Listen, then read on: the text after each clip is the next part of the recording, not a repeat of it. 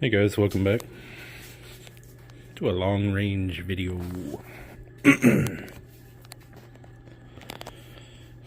Got some bull puppies here who let the dogs out. Desert Tech did.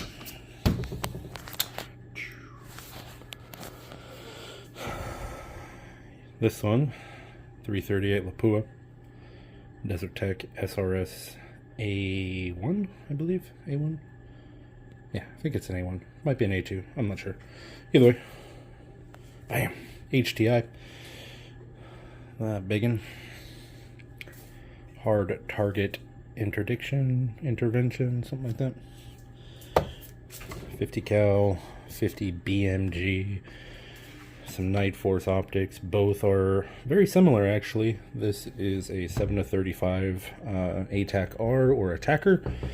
It has the Trimmer 3 reticle in it.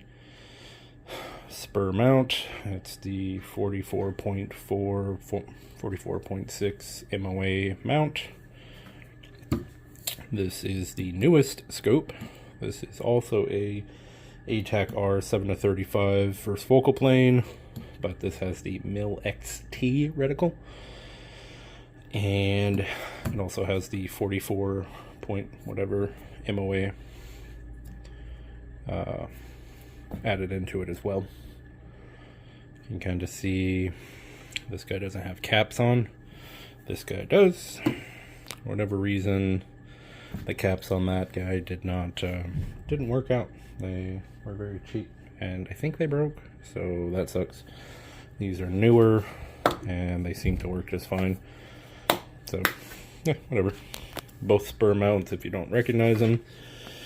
I'll talk a little bit about these guys, the differences between these. Obviously, one shoots the 338 Lapua, one shoots the 50 BMG. There are probably videos and internet things about the differences and pictures and all that. I might undig a couple bullets and show you guys the difference, but it is pretty substantial. Whoa. Again, that's how fast my mag changes are. You guys don't even understand how good of an operator I am. It gives you kind of a context though. 50 cal, 338 Lapua, both very capable rounds for their particular or intended use. This is a factory setup gun here. Coming down, handguards relatively the same. This guy, they have the little rail pieces that you have to buy that are proprietary to Desert Tech, which kind of suck. This came with 3 pieces. This guy only came with 1. Whatevs. Coming down here, that is the factory brake for the 50 cal. It works. That's some barrel scuffage from actual field use.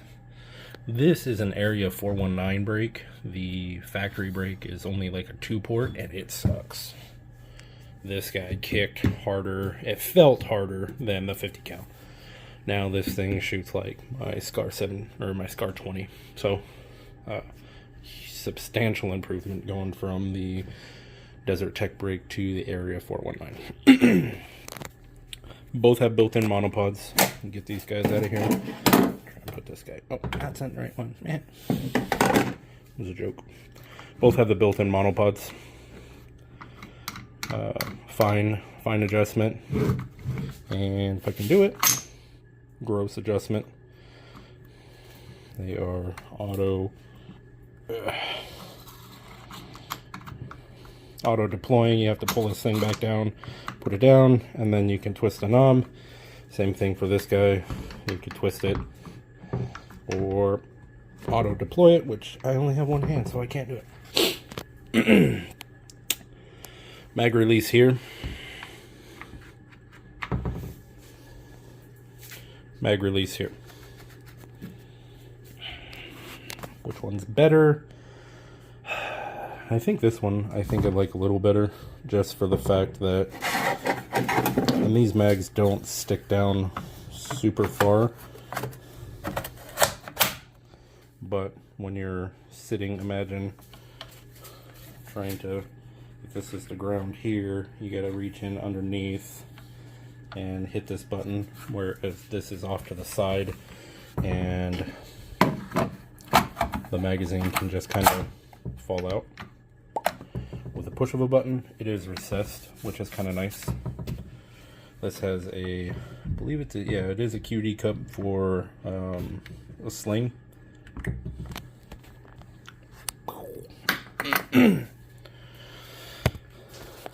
So you can put a sling here if you wanted to. This is a Savvy Sniper sling, because I'm a sniper. Oh, sniper. It is ambidextrous, I believe. Yep. Ambidextrous. These don't really flush cup. I wouldn't call them a flush cup because they stick out. Is it annoying? Yeah, kinda. Could they have recessed it? Probably. Should they have? Meh, doesn't really bother me. Coming on over here, you have this guy right on in here. It's a maybe it's a little quarter rotational flush cup. A little nicer. Probably more material here than there is here. Yeah, it's weird. So this is polymer. This is metal. This is polymer, but this is metal. And that's probably due to how much extra room you need to get a round into this thing versus this guy. Well, I guess it's the same. Yeah, I don't know why they did that, but whatever. Probably to save weight, added strength. So they obviously have a little bit of built up material here to get that flush cup. That's probably why this thing is recessed. They could have put material up there. Whatever. Again, the magazine is here, there, bam. Locking lugs. You can see kind of the difference. This is kind of a foolproof thing. This guy is just kind of doing its own thing. You got the 4, and then this guy is a locker. Triple lock. This is a quad lock, actually a 5 lock, not triple lock. Some of you will understand the irony of that, others will not. I got 5 lockers, so I'm the best. Safety, just a little push button. This is marked SF with colors. This is not. Triggers are the same for the most part. They are adjustable, not only forward and backwards. So when you are finger blasting here, actually, let's see if I can get this thing underneath it. And it's empty, so chill out. When you got a grip, you can change how far your trigger finger is. You can kind of see that channel, how it slides. You do the same thing, it slide forward and backwards. See how that one's in the middle, and this one's pretty much all the way at the end. It's just how I'm comfortable with it. One thing that's different between these two, and we'll bring it on back. The bolt handles, and I don't think you can kind of see that. The SRS has got a curved kind of turn down bolt knob. This guy is just a straight donger. This is, everything is kind of exaggerated on this gun for how big it is and what the round shoots, which is understandable. I mean, the bolts are gigantic. I'll pull them out here in a minute. I was saying, the bolts and everything is exaggerated on the 50 cal to handle the bigger load. The bolt takes more effort to lock into place. Whereas this guy is more of like your typical match gun. It's very fine. I'm not gonna do this without a lot of effort. And you can kind of see, unless I actually run this gun, whereas this guy, I mean, I could do that with one finger, and I had to really kind of jam this guy home. So that is one difference coming on down. They say the triggers are the same and they can be adjusted to the same. That is not true, at least for these two rifles. And I'll go ahead and talk a little bit about that. I want this to be a 90-minute video. Basically what you do is you got some screws here, you loosen them, and you can access them through the trigger guard. You could tighten them down until the firing pin drops, and obviously you don't do that with a bullet in your gun, and then you can tighten it back up, and you tighten it back up until the safety can either no longer be engaged or disengaged, and that's kind of how it works. So tighten it, cinch it down, make it as light as you can. The safety will or will not work. Once the safety works, I always go about an eighth to a quarter turn past that, just so I use these guns in the field, hunting and all sorts of other various target shooting applications, and I don't want my gun going bang, especially with anything actually. So, but the trigger, and again, unloaded. The trigger on this guy is, okay, good. Ambidextrous safety too. Yeah. No take up. Very, very, very, very, very little take up. This guy, let's see if I can even fucking get this thing closed here.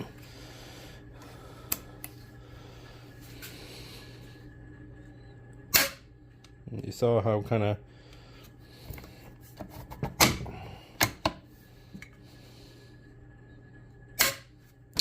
it's a light trigger, but there's creep. Supposedly it can be adjusted out. I have yet to figure out how to do that, and I've had this gun longer than I've had that gun. So either way, they're both nice triggers. This one is by far nicer than the 50 cal. I chalk that up to just being a bigger, more exaggerated gun. This is more of a, I would say this is more of a precision match gun, and this is just a big gun. Whatever.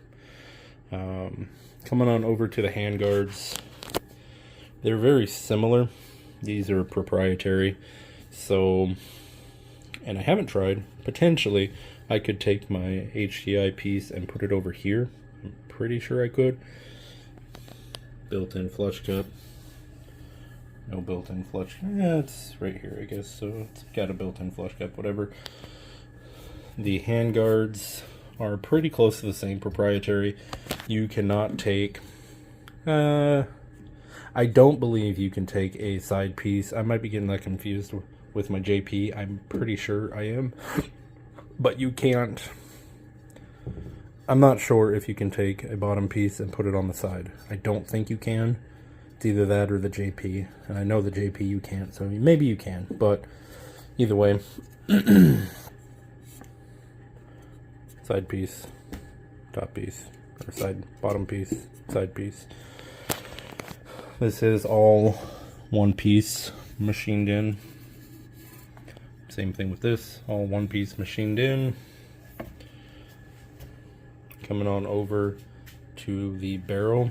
The barrel on the 50 cal is freaking ginormous. It is thick, and that also leads to the handguard being very, very girthy. Yes, this is girthy to me, but it is magnificent. Like Boondock Wraith status, probably.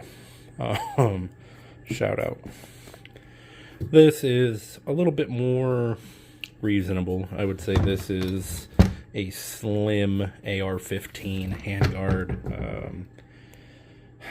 maybe like a Troy Industries handguard, something to the effects. It's a little bit thicker than a Samson manufacturing rail, little slimmer in the girth department. Both are nice, both are textured well. The rail pieces lock in. I have about 500 rounds through this, and I've only got about, I think I've got about 100 rounds through this now. So this gun, overall length, you can see we're level here, and we've got probably a good 5 inches or so of barrel difference, 4 inches. This guy is a 24-inch 338 barrel. This is a 29-inch 50 cal barrel. So that's probably why the 5 inches is different. That being said, the profile on this is thick. It is a big barrel. Accuracy wise, it doesn't warm up very well, or it doesn't get hot. Same thing with that, but the 50 cal is a massive round, a lot of energy, a lot of barrel barrel whip. That being said, everything again is very drastic, very dramatized on this gun to put up with those rounds. One thing I do and I do not like about the HTI is the bipods. This gun is light. This gun I think is 12 pounds as it's equipped right now with the Night Force and everything. It's light. It's a very nice gun. It's fieldable, it's portable, it's a nice gun. This gun here is 29 pounds without the optic. It's big. It is a big freaking rifle. It is still compact. It is still manageable, but 29 pounds is a night and day difference. It's over double the weight of the 338. It is noticeable and formidable. It's still not the almost 40 pounds that the Barrett is, but it is still very heavy. That does help mitigate some of the recoil and muzzle hop, but if you're packing it out of a side-by-side BRP, brother, it's noticeable. You're gonna notice it, especially like swinging it from like an Eberly stock pack. Pretty noticeable. So one thing I don't really care for about the HTI is that extra weight really limits the amount of bipods that I feel like I can use. I need that wider footprint instead of a normal bipod. I need a bigger bipod to actually stabilize this thing. This is an Atlas. I believe it's their SoCal version. It doesn't have a brand on it, but it's adjustable. It pans, cants, does all sorts of stuff. It's got a little brake on there so you can twist it. This is the PSR bipod, the Atlas. I think it's the PSR. Yeah. Much lighter. You can see when compact, both of those are collapsed. This bipod can fit in between the legs, so when it's actually mounted onto the gun, and I actually had to I was going to leave the bipods on for this video, but having this thing mounted, we'd be looking at that basically.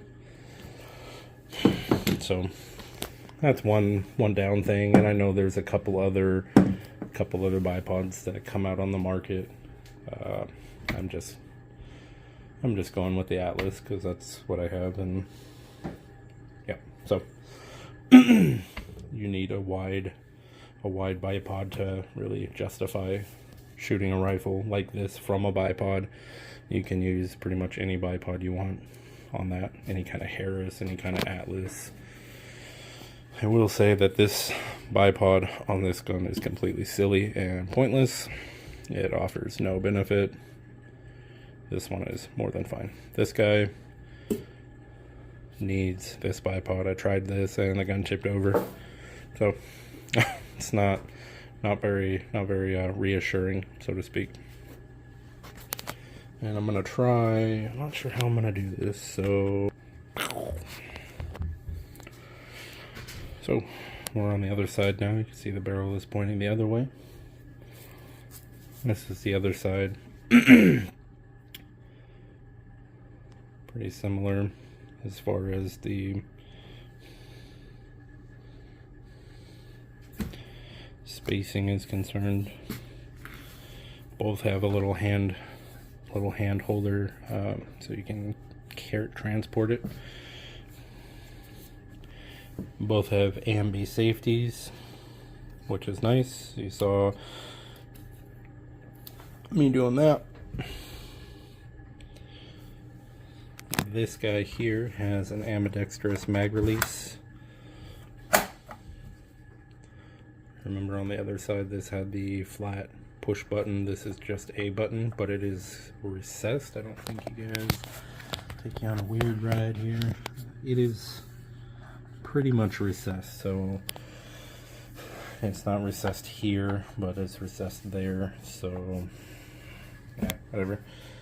Both have adjustable cheek pieces. This is not a tool-free design.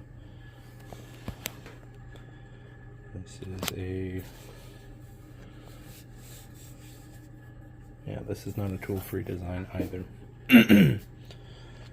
And I forget why the hell I brought you guys over here. Why did I bring you on this side? Goodness, getting interrupted all day. I think I brought you over here just to see the cheek pieces. Both of these guys are the SP4802s, 44.4 mil, or MOA, 13 mil. For whatever reason, I get a better line of sight cheek weld with this one up, and this one is down. Not sure why. Can kind of see how this guy is just flat, and then you have a rail here. This guy is mostly flat, and then it has a little ramp here. It's probably just a design thing. You got polymer and metal, so it's just kind of a small little design feature. Yeah, so we'll move on a little bit here. Logistically, this is a very hard video to do. Another thing that we'll see that's different, and again, 338, 50 cal. This has a spacer system on it. 1, 2, you can adjust it. You get what you get. I can run it with just this pad. I can have 1, I can have 2, and they all clip in. They clip in on the bottom. That is kind of a blessing and kind of a curse. I did loan this out to a friend to go hunting. He dropped one of these pads to work for him, and it worked just fine. Whereas this gun, you get what you get. Good and bad with that. Adjustability, you get what you get. This, to get the bolt out, you have to remove this setup, and it's not hard, it's just not as easy. This guy, you have a button here, and it slides out. It's retained, and the bolt comes out. This guy, you have to pinch these little levers, and the thing will slide up. It'll slide up. Basically, those channels go in these channels and slide down and lock in place, and then clip down at the bottom. Both the bolts slide out the back.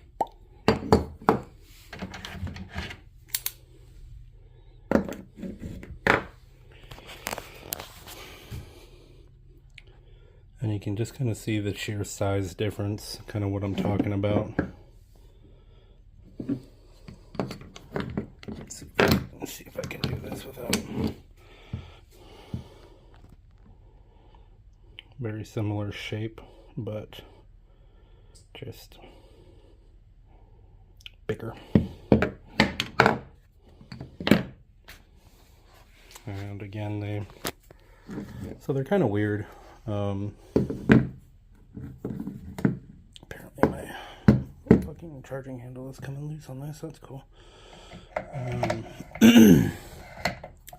They can go in either way, which is kind of confusing, but also you could put this guy in backwards. You can put it in backwards like this, and it will slide all the way in. So you just have to kind of pay attention to the bolt face goes in. The bolt face goes in. I don't know why this thing decided that it was coming loose, but that's weird. Take it apart, see what happens. I did not know this happened. That guy is not threaded like this. This guy is, apparently. I don't like that. It's the first time it's come loose on me. It's never come loose on the field, but I was just in the garage and it came loose. So I don't know if it would have come loose later, but I'm gonna have to actually torque that down and get it snapped up. But that being said, and again, this guy will just slide into place, push that little lever in, locks in. This guy is kind of hard to do. I don't know if I'm gonna kind of see the notches here. Now that we're back, did the last part of this video while I was not recording, so you get a chopped up video. Got both of these things back installed. That's a look, guys. 50 cal 338 Lapua Desert Techs Bull Puppies. Thank you guys tuning in. I think we're at 100 or 243 subscribers right now, so that's super cool. As always, like and subscribe. I'll take you on a little tour here, a little sneak preview. That's to come. I might do that tonight once that stupid thing goes off. But thank you guys tuning in. Like and subscribe if you want to. As always, if you don't want to, don't. I'll keep you guys updated on the Terran Tactical build process, repair process, so on and so forth. But as far as tonight is concerned, I'm calling it a video. Thank you guys if you're still here with me, and we shall catch you out on the range. Stay safe, stay dangerous.